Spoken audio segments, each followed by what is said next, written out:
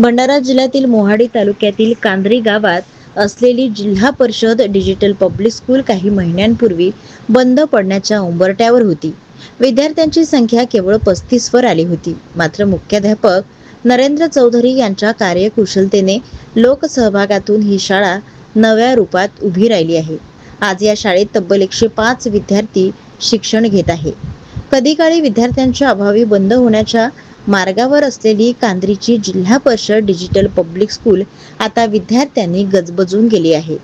मागील वर्षी फक्त 35 विद्यार्थी असलेल्या या शाळेत मुख्याध्यापक नरेंद्र चौधरी हे रुजू झाल्यानंतर पालकांशी संवाद साधला आणि शाळेची भौतिक सोय सुधारली, डिजिटल साधनांचा वापर वाढवला आणि गुणवत्तापूर्ण शिक्षणाचा पाया घातला। त्यामुळे यावरून असे लक्षात येते की गुरु जर चांगला असला तर विद्यार्थ्यांमध्ये देखील शिक्षणाची आवड निर्माण होते आणि त्यामुळे प्रत्येक शिक्षकांनी आपली जबाबदारी सांभाळली तर जिल्हा परिषद शाळेत विद्यार्थ्यांची गर्दी मावेनासी होणार हे मात्र निश्चित। नमस्कार, मी नरेंद्र चौधरी, प्रभारी मुख्याध्यापक जिल्हा परिषद उच्च प्राथमिक शाळा कांद्री, पंचायत समिती मोहाडी, जिल्हा परिषद भंडारा। मी मागच्या वर्षी ऑगस्टच्या शेवटी इथे रुजू झालो पदवीधर शिक्षक म्हणून आणि माझ्यासोबतच हटवार सर आणि पवार मॅडम माझ्या सहकारी आहेत, ते सुद्धा रुजू झालेत एका दिवसाने।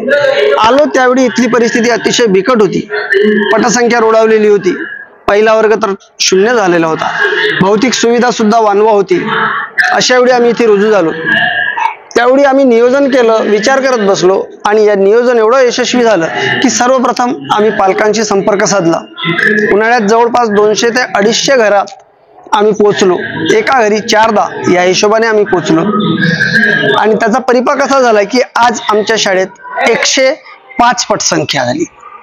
त्यासोबतच भौतिक सुविधेमध्ये एक पेड माँ के नाम अंतर्गत लोकसहभागातून वृक्षारोपण करण्यात आलं। त्यानंतर ग्रामपंचायत मार्फत रंगरंगोटी आणि शौचालयाची व्यवस्था झाली। जिल्हा परिषद सभापतींमार्फत पाण्याची टाकी आणि बोरवेलची व्यवस्था झाली।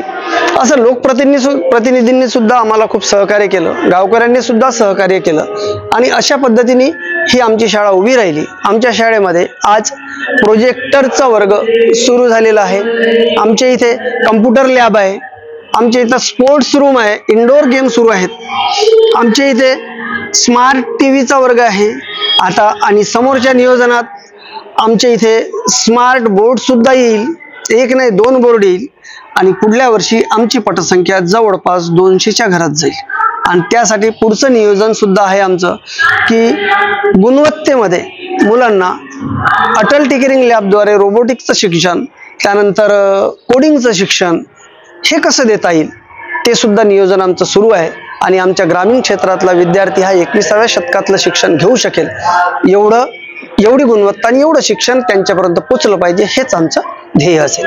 नाव रेवती विनायक चौधरी, माझ्या शाळेचे नाव जीपर डिजिटल पब्लिक स्कूल कांद्री।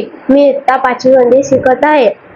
पहिल्या आम्ही ज्या शाळेत शिकत होता तिथं ब्लॅक बोर्डवर खडून शिकवत होते, तिथं समजत नव्हता तेवढा आता असते, चित्रगीन सगळा समजते, कविता गीन सांगते बरोबर, ते गीन शिकवते, चांगला वाटते।